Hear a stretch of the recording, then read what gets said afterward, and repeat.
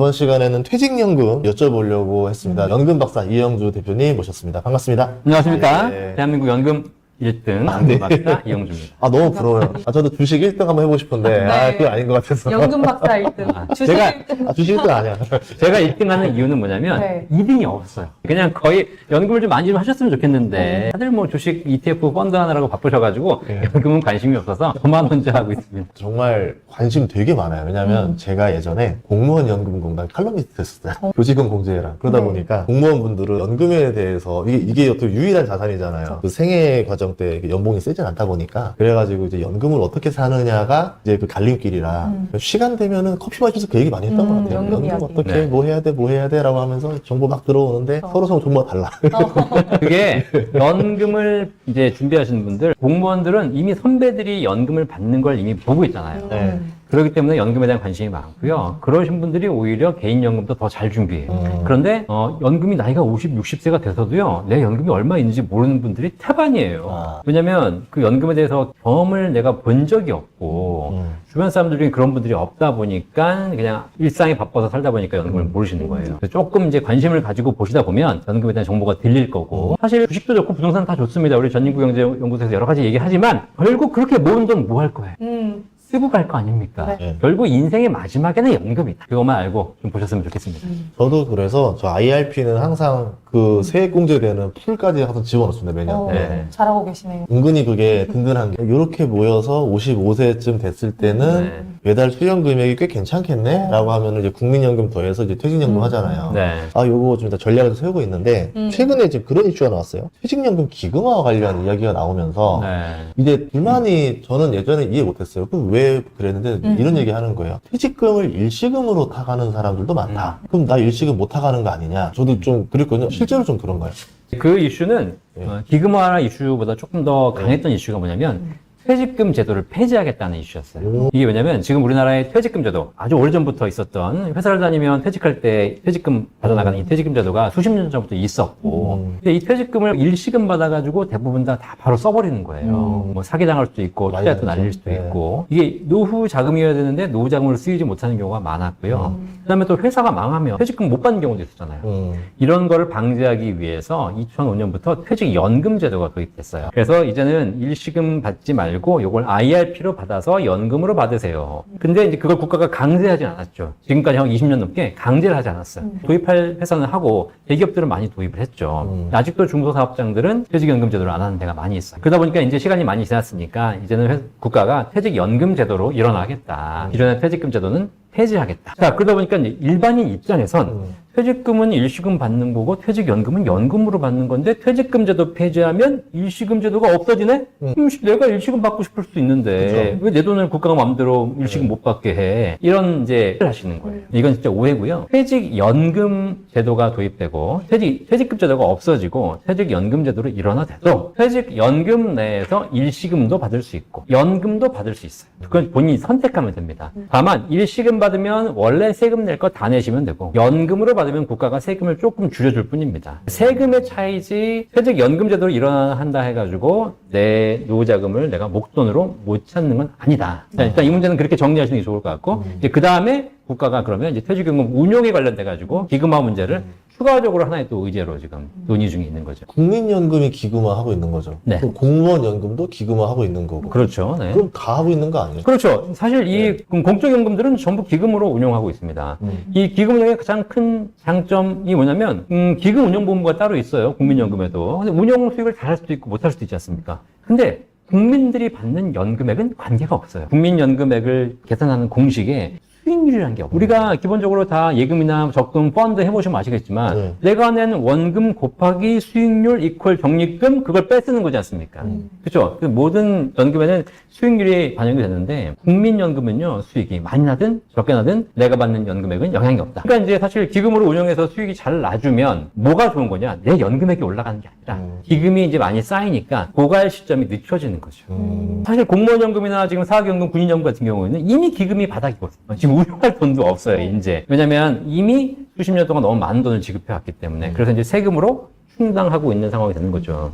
그래서 그런 부분에서 국민연금, 공적연금들은 사실 운영 수익에 민감하지 않을 수 있습니다. 근데 반면에 퇴직연금은 국가가 그걸 책임질 수 있는 단계는 아닌 것 같으니까 그러면 운용을 잘하냐 못하냐에 따라서 결국은 내 퇴직연금의 규모가 달라지기 때문에 좀 민감하게 지금 반응하고 있는 거죠. 이게 그러면 내 돈을 쓸 수 있는 거예요? 만약에 이제 기금화가 된다면 선배들이 우선 다 받아가고 네. 이제 이 친구들 들어왔는데 선배들 거 다 나눠줘서 너 없어. 네. 이게 국민연금처럼 그렇게 되는 건지. 그런 구조로 가진 않을 것 같고요. 일단 낸 돈과 수익을 같이 가져가는 구조가 되겠죠. 그래서 일반 사적연금과 동일하게 가져가게 될 겁니다. 대신에 이제 기금 운용 자체를 지금까지는 개인이 다 하고 있고 내가 직접 증권사 가서 맡겨가지고 펀드, ETF 선택해서 하고 있지만 이거를 통으로 모아서 펀드로 모아서 국가가 통으로 운영할 거니까 전체적인 금융경제 효과가 나고 수익이 잘 날 수는 있겠죠. 근데 이제 다만 전체적으로 수익이 10% 났다. 그러면 내가 낸 부분에 대해서도 10% 수익이 나는 거고 많이 낸 사람은 많이 나는 거고 라고 하기 때문에 내 돈을 뭐 선배들이 빼가고 나는 오히려 고갈돼가지고 못 받고 이런 부분은 없을 겁니다. 다만 이제 그런 부분만큼 뭐가 문제가 있냐?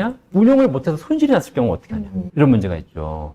운용을 잘하면 좋겠지만 지금이야 뭐 주가가 좋으니까 운용 수익이 낮다고 하지만 또 이렇게 업앤다운이 항상 있잖아요. 그래서 내가 하필 내 퇴직금을 기금으로 맡긴 시점이 고점이야. 그래가지고 한 6개월 있다 쳐다보니까 갑자기 마이너스야. 나는 평생에 퇴직금을 예금만 운용해가지고 마이너스를 본 적은 없어. 수익은 높진 않았지만. 근데 지금 국가가 운영하는 기금에 맡겼더니 바로 마이너스 5%?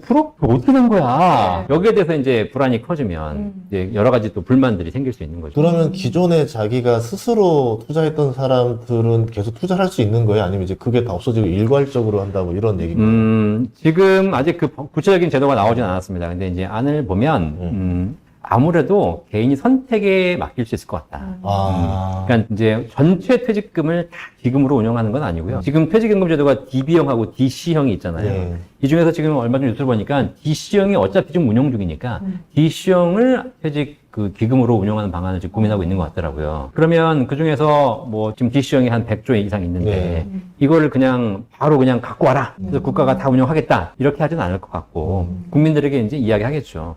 지금 현재는 뭐 무슨 증권사에 무슨 펀드, 무슨 ETF로 운영하고 있는데 이거를 우리 기금으로 운영할 테니까 이쪽으로 갖고 와라 라고 하게 되면 이제 국민들이 선택을 하는 구조로 가게 되겠죠. 그래서 그 많은 분들이 그 기금화 되기 전에 얼른 퇴직금이 어떤 옵션으로 선택되어 있는지를 봐서 내가 주도권을 조금이라도 더 쥐고 싶으면 DC형으로 설정을 해둬야 된다. 그러면 이제 전체적으로 선택할 기회를 주는 건가요? 일단 DC형으로 넘어왔으면 선택할 권한은 없는 거예요. 다시 DB로 돌아갈 수는 없어요. DB에서 DC로 넘어갈 수는 있지만 DC에서 DB로 넘어갈 수는 없는 거죠. 이게 DB, DC가 좀 어려운 얘기인 것 같은데 DB형은 뭐냐면 기존 퇴직금 제도와 동일하게 사실 운영 수익과 관계없이 열심히 회사만 다니면 퇴직금이 쌓이는 구조가 DB형. DB형의 수익이 나건 안 나건 종업원은 고민할 필요가 없어요. 사장님만 고민스럽죠. 이 직원을 승진시켜주는 만큼 퇴직금이 올라가니까 그런 고민이 있기 때문에 별개 고민이 없거든요. 근데 내가 만약에 DB형에서 DC형으로 넘어왔다. 그때는 이제 직접 운용을 해야 되기 때문에 이때부터는 고민스럽죠. 내가 이거를 어느 펀드 ETF에 맡길 것인가 아니면 국가가 운영하는 퇴직연금 기금에 맡길 것인가를 고민해야 되는 것이고 만약에 이 DC형 전체를 국가가 퇴직연금으로 기금화하겠다. 그럼 나는 이제 진짜 선택권이 없어지는 겁니다. 그죠? 그럼 그냥 국가가 하려니까 맡기는 거죠. 근데 여기서 이제 우리 대통령께서 뭐라고 하셨냐면 국민들에게 욕먹는 일은 안 하겠다라고 하셨어요. 그 얘기는 무슨 얘기냐면 퇴직연금을 기금화해도 그 부분에 대해서 국민들이 욕먹지 않게 운영을 잘 하겠다는 거거든요. 그죠? 근데 사실 이게 좀 걱정스러워요. 손실이 나면 만약에 국가가 기금으로 운영했는데 손실이 났어요. 근데 욕을 안 먹으려면 손실을 국가가 메꿔줘야 되잖아요. 이거는 어디서 나오는 거예요? 세금으로 메꿔야 되는 거잖아요. 그렇죠. 그러니까 그런 부분에서 또 다른 분란을 만들 수 있는 것이죠. 그래서 저는 그래서 퇴직연금을 기금화한다 하더라도 모든 펀드가 그렇듯이 손실의 위험성을 충분히 고지하고 그리고 국민들이 선택할 수 있도록 해주는 것. 그 다음에 하지만 개인적으로 운영하는 것보다는 기금으로 운영하는 것이 규모의 경제에 있어서 훨씬 더 높은 수익을 낼 수 있잖아요. 지금 국민연금 기금도 연수익률 6%, 7%까지 내고 있는 걸 보면 사실 그런 부분에서 훨씬 더 유리한 게 있거든요. 그리고 개인이 운영해봐서 알겠지만 쉽지 않아요. 스트레스 받아. 이게 뭐 오르면 또 갑자기 좋았다가 떨어지면 안 좋고 이렇지 않습니까? 그죠? 이런 부분에서는 아마 기금으로 운영하는 것이 결론적으로는 더 좋을 겁니다. 근데 이제 그 과정을 어떻게 잘 우리가 참아내느냐가 문제가 되겠죠. 실제로 뭐 쌓여있는 퇴직연금은 꽤 되는데 그 수익률이 진짜 뭐 은행 정기예금 수준이다 뭐 이런 얘기도 있던데 실제로 어느 정도의 수익률을 지금 내고 되고 있는지. 퇴직연금 적립금이 혹시 얼마인지 아세요? 400조가 넘는다고. 네. 이거를요, 지금 400조 넘는다고 얘기를 하잖아요. 근데 저도 방송 나가면 계속 물어봐요. 근데 얼마나 얘기를 할 수가 없어. 기하급수적으로 늘어나고 있으니까. 그렇죠. 그죠. 불과 몇 년 전만 해도 200조, 300조라 그랬어요. 맞아요. 근데 갑자기 어느 순간 400조? 지금 어제 뉴스 나왔어요. 네. 그러니까 이제 투자 수익도 늘어나고 있고, 그다음에 퇴직금들이 쌓여가고 있으니까 점점 퇴직연금 기금이 늘어나고 있어요. 그러니까 500조 가까운 금액이 퇴직연금에 쌓여 있는 겁니다. 이게 500조가 얼마인지 사람들이 감이 안 오잖아요. 네. 예를 들면 국민연금 기금이 지금 현재 얼마인지 아세요? 1000몇 조 넘죠. 네, 국민연금이 지금 수익까지 합쳐가지고 한 1,400조, 1,500조가 돼요. 국민연금. 전체 국민들이 갖고 있는 국민연금을 통 합쳐서 1,500조인데 퇴직연금만 500조고요. 이게 앞으로 1,000조 이상 간다고 하잖아요. 결국은 국민연금에 맞먹는 시장이 퇴직연금 시장이 되는 것이고 국민연금은 앞으로 점점 지급을 많이 해야 되기 때문에 이 기금은 감소할 거예요. 근데 퇴직연금은 계속 쌓여가고 있다 보니까 더 늘어난다는 거죠. 이런 차원에서 사실 퇴직연금이 엄청나게 커지고 있습니다. 그런데 이렇게 커지고 있는 500조, 1000조의 퇴직연금 시장을 보고 있는데 말씀하신 대로 수익률 대부분이 다 그냥 안전자산에만 들어있는 겁니다. 거의 한 80% 이상. 그러다 보니까 운용 수익률이 2%대 초반밖에 안. 퇴직금을 갖고 있는 분들의 입장에서도 좀 답답하죠. 옆에는 지금 주식 수익 나가지고 갑자기 코스피가 5,000원 갔다 이런 얘기 하고 있는데 퇴직금을 보니까 2% 수익 나고 있고 이게 사실 결국은 뭐냐면 더 좀 암울해지는 거잖아요. 이런 고민을 하고 있는 거예요. 국가도 그런 고민을 하고 있습니다. 이 수많은 퇴직금, 저금리 자산에 묶여있는 이 퇴직금을 어떻게 하면 더 불려서 우리 국민들의 노후를 조금 더 안정스럽게 만들 것인가 고민하고 있는데 거기서 이제 기금화 논의가 나오고 있는 거죠. 근데 기금화 논의는 10년 전부터 나왔다. 그런데 왜 현 시점에 이렇게 하려고 시도를 하는 건지 이것도 좀 궁금해요. 그래서 그런 뉴스들이 많구나. 왜냐면 얼마 전에 대통령이 나오셔서 퇴직연금 기금화를 하려고 그랬더니 국가가 개인 돈을 가져간다. 이렇게 오해를 하시는 분들이 계신다라고 했는데 사실 이제 그런 부분에 대한 논의는 꾸준하게 돼 있죠. 지금도 논의하는 과정인 거고 이게 다음 달에 시행될지 1년 후에 시행될지는 알 수 없는 거죠. 근데 이 국민연금이 점점 이제 재정 고갈 얘기들이 많이 나오면서 무슨 문제가 있냐면 국민연금하고 퇴직연금하고는 별개의 문제인데 이게 지금 이제 섞여버린 거예요. 통합한다 기금을.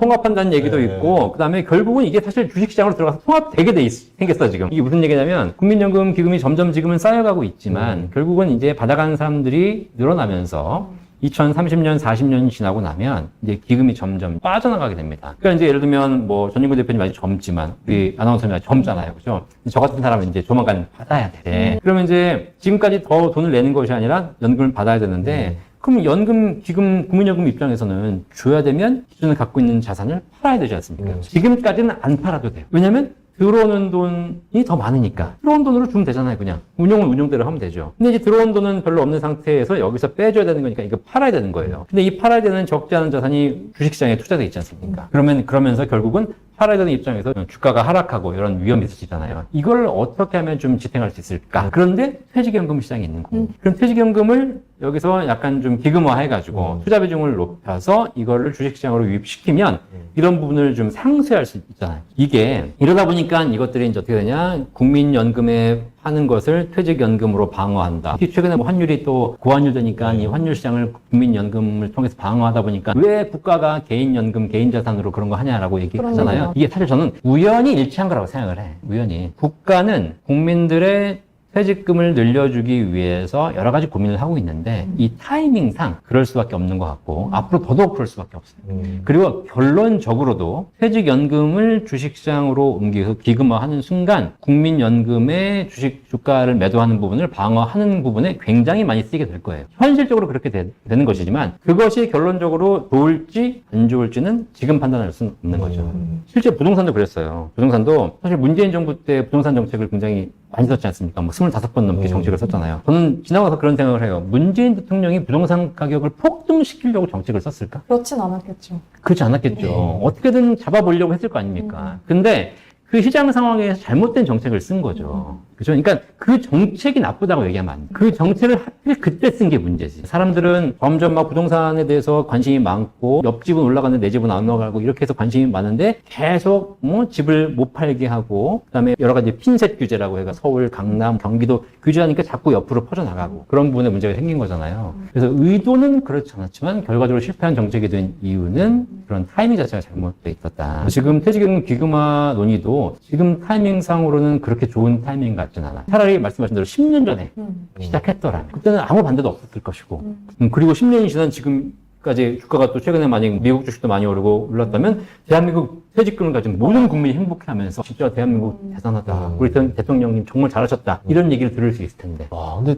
이제 합쳐서 2,000조면은 저는 뭐 생각했냐면 자꾸 수혜주가 떠올라. 와, 우리나라에서 자산운용사 제일 큰 데가 어디지 하면서 뭘 사야 됩니까? 삼성을 사야 되나 미래에서 사야 되나 이러면서 아무래도 대형 증권사가 퇴직연금 많이 가지고 있을 거 아니에요. 확보하니까 이제 그거를 굴리면은 이제 수수료가 있을 테니 운용 수수료만 받아도 2,000조를 와 1%만 먹어도 20조짜리 싸움인 거예요. 네. 수수료가. 그걸 기금화하게 되면 네. 과연 그걸 민간 운용사에서 맡겨서 할지 별도로 운용본부를 만들지 그것도 한번 좀 봐야 되거든요. 국민연금 같은 경우는 직접 하는 것도 있고 이제 위탁으로 쪼개는 것도 있고 이렇게 그렇죠. 있잖아요. 근데 어쨌든 그 위탁으로 쪼개는 것조차도 기본적으로 기금운용본부에서 하는 거니까. 그렇죠. 또 설계는 다 하고. 기금운용본부가 예. 만들어지거든요. 예. 만약에 퇴직연금도 기금하게 되면 운용본부가 따로 만들어질 겁니다. 이제 그래서 민간에 얼마나 위탁할 것인지 아니면 얼마나 직접 운용할 것인지 결정되겠죠. 어쨌든 이거는 약간 좀 사적인 얘기지만 퇴직연금을 기금화하는 것이 일반 민간 운용사 입장에서는 별로 그렇게 달갑지는 않을 수 있어요. DC를 뺏겨버리니까. 그렇죠. 지금 네. 시스템도 다 갖춰져 있고 네. 어쨌든 그런 거고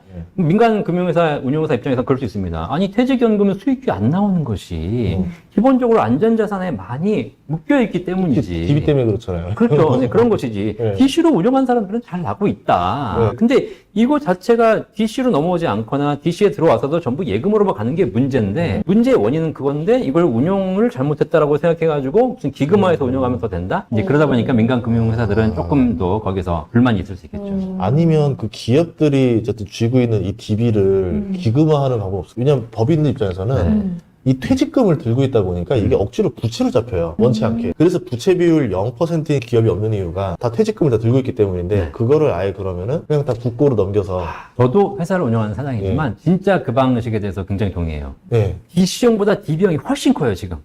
그리고 이제 종업원 입장에서도 DC형을 운용을 해야 되지만 DB형은 열심히 일만 하면 되거든요. 지금 퇴직금 시장이 뭐 400조, 500조 된다고 하는데 그 중에서 거의 한 몇 프로? 한 70% 가까이가 DB에 있을 겁니다. 자, 그러면 만약에 기금화를 하게 된다면 DC형을 기금화하는 것보다 DB형을 기금화하게 되면 요거는 종업원을 설득할 필요가 없어요. 사장님만 설득하면. 내가 사장인데 우리 회사에 퇴직금 재원이 뭐 한 10억이 있는데 이거를 내가 퇴직금을 운영하다 보니까 잘 모르니까 특히 사장님들은 뭐 일반 기업체 중소기업이나 기업 사장님들이 내가 금융 전문가가 아니잖아요. 그러니까 대부분 다 그냥 퇴직금 재원들을 그냥 은행에만 넣는 거예요. 은행도 뭐 모르겠다 그러고 다 갖고만 있는 겁니다. 진짜 거짓말 안 하고 99.999%가 전부 다 그냥 안전자산에만 묶여 있는 거예요. 그렇죠. 욕먹기 싫으니까. 왜냐면 회사가 까먹었다는 소리 듣기 싫으니까. 그렇죠. 근데 이게 언제 고민이 되냐면 나중에 퇴직금을 줄 때 고민스러운 거예요. 왜냐면 직원들 월급을 올려주는 것은 물가 상승률만큼 올려줍니다. 일단 기본적으로. 그다음에 승진을 하면 더 올려줘야 돼요. 그다음 보너스도 줍니다. 그러면 이 사람을 처음에 사원으로 뽑을 때는 월급 200만 원만 주고 뽑았는데 나중에 부장이 돼가지고 내보내려고 보니까 월급이 1000만 원이네? 근데 퇴직금 계산 어떻게 하는지 아세요? 퇴직금, 이 DB형 계산은 퇴직 직전 3개월 평균 임금 곱하기 근속연수예요. 이 사람이 30년을 근속했는데 처음에 입사할 때는 월급이 100만 원이었는데 지금은 1000만 원이에요. 그죠? 그러면 이 사람 퇴직금 얼마냐면 1000만 원 곱하기 30년이에요. 그래서 희망퇴직 시키는 거 아니에요. 오히려 이게 더 도구로 돌아오는 거죠. 그러니까요. 네. 그러니까 예를 들면 30년 근속하고 월급을 올려주는 것 자체가 굉장히 큰 부담이 되는데 이 사람을 위해서 쌓아둔 퇴직금은 그만큼 안 올라간다는 겁니다. 그래서 우리 기업체 사장님들이 이제 그런 것만 인지할 수 있으면 그래 어차피 국가가 기금으로 운영한다고 하는 것이고 내가 운영하면 2%도 수익이 안 나는데 기금으로 운영하면 장기적으로 어차피 내가 특히 이제 DC형 같은 경우 그런 게 있어요. DC형은 종업원 개별적인 계좌이기 때문에 내가 퇴직하면 내가 뺐어야 이제 퇴직금을 받아야 되는 거잖아요. 그때 수익 손실이 결정이 돼요. 근데 하필 내가 퇴직하는 시점에 주가가 폭락해가지고 마이너스야. 그럼 얘는 이제 열받는 거예요. 그죠? 근데 DB형이라는 게 총 자산으로 운영되는 거죠. 개인 계좌가 아니라 회사의 종합적인 퇴직금 이제 계정에 잡히는 거기 때문에 사실 여기서 퇴직금은 뭐 한 10억, 20억이 쌓여 있는데 오늘 퇴직하는 사람한테 5천만 원 주는 겁니다. 크게 티가 안 나요. 그러면 오히려 그 DB형 기금화 했을 때 사실 훨씬 더 그런 부담이라든가 불만이 적고 장기적으로 보유할 수 있고 그러면 기업체 사장님 입장에서도 좋아요. 왜냐면 어차피 이 퇴직금이라는 게 직원에게 지급해야 될 부채인데 이 부채에 수익이 많이 난다면 점점 부채가 줄어드는 거잖아요. 그런 부분이 자산도 크고 규모도 크고 리스크도 적고 저는 그래서 그런 방식도 한번 꼭 해봤으면 좋겠다. 근데 지금 논의되는 건 DB형은 아닌 것 같더라고요. 아, 그래요. DB형으로 되면은 이제 수혜주가 자산운용사가 될 것 같아서 민간들이 이제 그 기업 설득하러 막 다닐 거 아니에요. 그렇죠. 네. 우리 쪽으로 맡기면서 수건 주겠다는 소리가 나고. 네. 그러면 퇴직연금 수익률을 높일 수 있는 방법 좀 없을까요? 일단은 뭐 그냥 자산 배분 차원으로만 예. 해도 일정 부분 높일 수 있을 것 같다. 뭐 그건 뭐 전인구 대표님도 잘 아시겠지만 우리나라의 지금 수익률 낮은 가장 큰 이유는 어쨌든 안전자산 비중이 너무 높은 거거든요. 그래서 약간의 리스크를 감수하더라도 자산 배분 비중을 조금 더 공격적인 자산으로 옮기면 수익률은 장기적으로는 더 올라갈 수 있을 것이다 라고 보고 있고요. 다만 이제 그런 부분에서 제가 한 가지 우려되는 건 있어요. 지금 우리나라에서 기금화하고 그다음에 여러 가지 퇴직연금 수익률을 올리기 노력한다. 그다음에 이제 뭐 IRP나 이런 퇴직연금에서도 디폴트 옵션 이런 거 작년 재작년에 시행이 돼가지고 한번 워낙에 투자를 안 하니까 지금은 안 해도 돼. 대신에 1년 후에 만기가 되면 그때부터는 지금 정해놓은 대로 할 수 있게 해줄게. 이렇게 해가지고 조금 더 공격적으로 운영할 수 있도록 했거든요. 그런 제도들이 대부분 다 큰 효과를 보지 못했어요. 이게 왜 그러냐면 우리나라에는 한 가지 넘어야 될 난관이 하나 있어요. 뭘까요?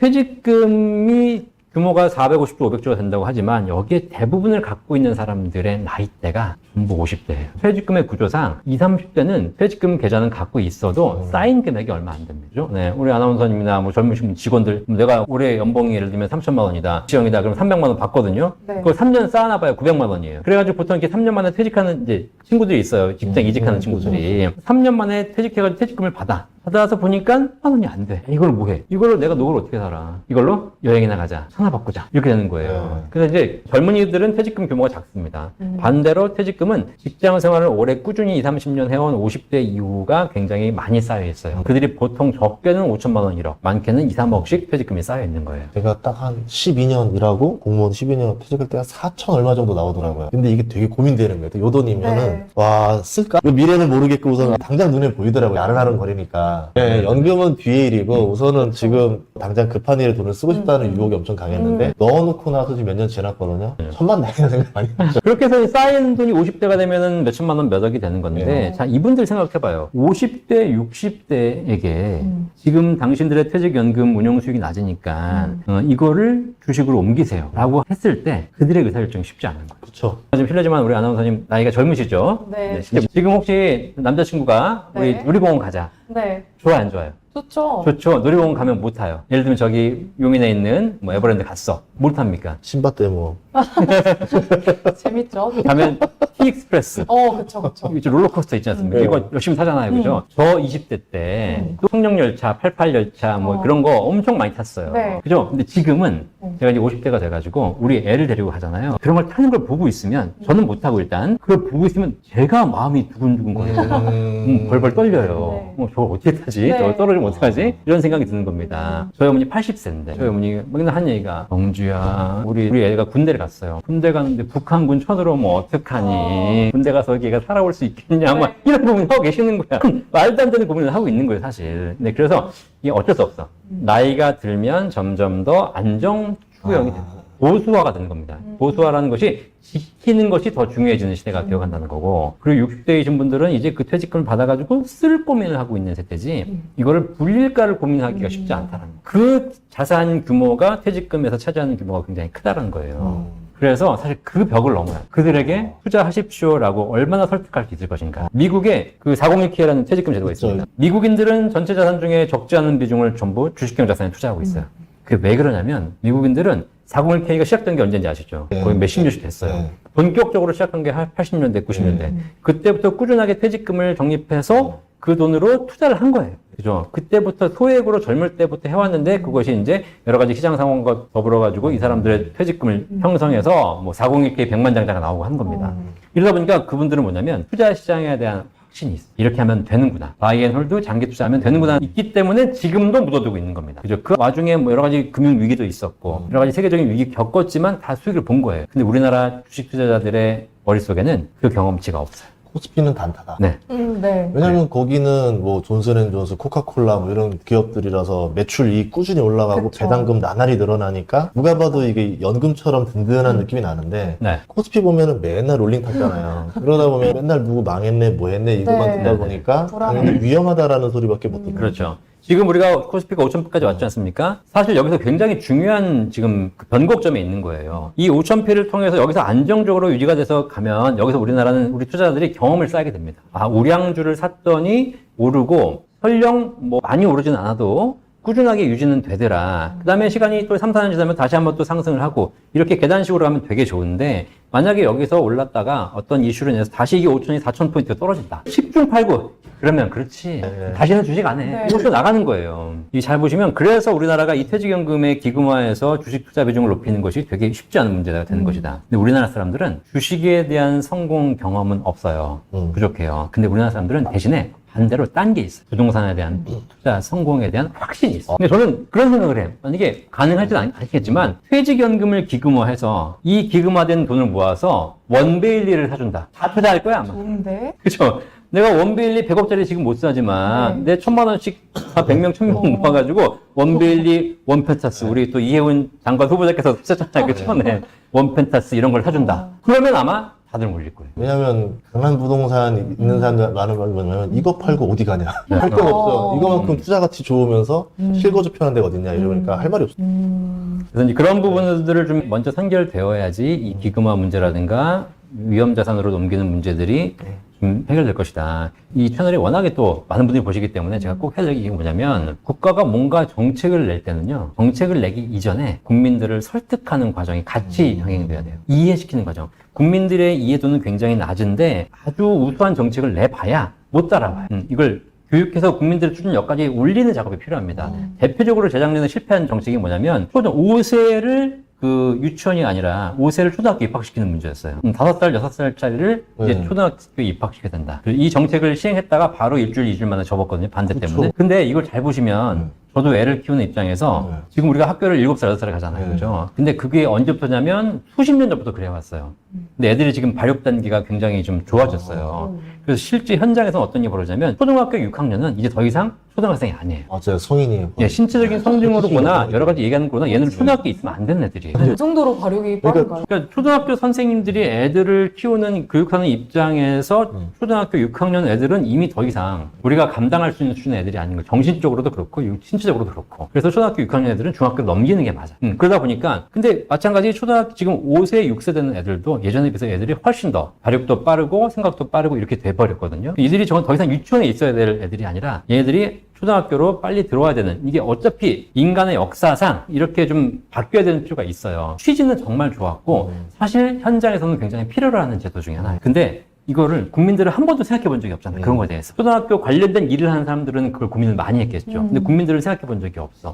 근데 갑자기 어느 날 장관이 나와가지고 5세, 6세를 초등학교 보내는 정책을 한번 만들겠습니다. 라고 했더니 갑자기 이게 마른 하늘에 무슨 소리야? 이런 거고 갑자기 유치원 하시는 분들 그럼 우리는 장사 접으라는 얘기야? 그렇죠. 그러고 나서 이제 반대를 막 하기 시작한 거예요. 그래가지고 일주일, 2주일 동안 엄청 반대해가지고 결국은 접었어요. 제가 보면서 안타까운 게 뭐냐면 저거는 언젠가는 시행되어야 될 시책인데 그 부분에 대해서 너무 섣불리 꺼냈다. 그러면 제도를 꺼내기 이전에 사람들 무슨 기억하냐? 이건 나쁜 제도라고 기억하잖아요. 이제 그게 아니라 제도를 꺼내기 전에 이런 부분에서 충분히 유치원 선생님들 이야기도 듣고 초등학교 선생님들 이야기도 듣고 학부모들 이야기 듣고 그런 과정에서 이렇게 공론화 과정을 거쳐서 이런 게 필요하구나라는 게 인지되면 국민들도 인식이 될 것이고 그때 가서 이제 정책을 펴야 되는 건데 이 퇴직연금 기금화도 제가 보기엔 그런 작업이 좀 필요한 것 같다. 주식에 대한 믿음이 좀 더 생긴 다음에 해야 된다 이거죠. 그렇죠. 그래서 지금 사실 코스피 5천으로 된 걸 가지고 바로 떨어지지 않고 요거 일정 부분 유지가 되면서 사람들이 투자에 대한 생각들이 점점 더 좀 장기 투자가 강해지면 그때는 기금화한다고 했을 때 반대하는 사람이 없을 거예요. 실제로 그래서 정부에서도 많은 노력을 하고 있잖아요. 배당 분리과세 접시 비활동 하고 있는데 그게 어느 정도 결과가 나온 다음에 이야기 나와도 늦지 않겠다라는 생각이 드네요. 네. 네. 정책이 너무 앞서가는 것도 안 좋아요. 생각과 같이 가는 게 제일 좋은 거죠. 알겠습니다. 오늘 이 말씀 들어보고 나니까 퇴직연금 기금에 대해서 좀 다각적인 시각을 얻게 된 것 같아요. 그리고 이제 DCDB? 네, DCDB. 아니 우리 직원이니까 DC 할 거예요? DC 해야 될 것 같아요. 알았어, DC 해줄게요. DB 선택할 수 있어요, 혹시? 이미 선택은 없다. DB 하면 저기 정년이 짧아질 수 있으니까 저도 회사를 운영하는 입장에서 저희 직원은 전부 DC를 하고 있습니다. 저 작년에 저희 직원이 조선주에서 네. 80% 났어요, 수익률이. 그 DC로 걸어서. 그 퇴직금 2배 됐잖아요, 1년 만에. 재미나죠. 쏠쏠하겠는데요? 예, 근데 DB는 그런 재미가 없잖아요. 그래서 여기서 한 가지 주의하실 게 있어요. 왜냐면 그분 퇴직금은 그래 봐야 몇백만 원이었을 거다. 그러니까 예를 들면 1,000만 원 가지고 80 나봐야 1,800만 원이잖아요. 그게 계속되면 좋겠지만 결국은 나중에 진짜 1억, 2억이 됐을 때 프로가 나면 내 노후 자금이 달라져요. 근데 500만 원, 1,000만 원이 80% 수익이 나는 것은 사실 되게 보면 아쉬운, 안타까운 일이지. 하필 이거밖에 안 됐을 때, 내가 시드머니가 적을 때 이렇게 네. 쓰긴 한 거잖아. DB는 지금 회사가 망하면 못 받는. 뭐 이- 그래 갑자기 어느 날 저기 뭐저 사라졌어. 이제 사장님 제 퇴직금. 아, 절대 제가 네. DB형 퇴직금을 네. 가지고 있는 그 중소기업 직원들은 항상 재무 담당 직원하고 꾸준하게 밥을 먹어야 돼. 사장님 어디 도망갈 것 같아. 네. 회사 재정이 좀 어떠냐? 계속 내 퇴직금을 줄 만한 거 있냐? 물어봐야 돼. 그래서 중소기업은 확인해 DC를 진짜 많이 선택을 하고 좀 대기업들이 DB 많이 하는 걸로 알고 있어요. 또 소중한 정보 감사합니다.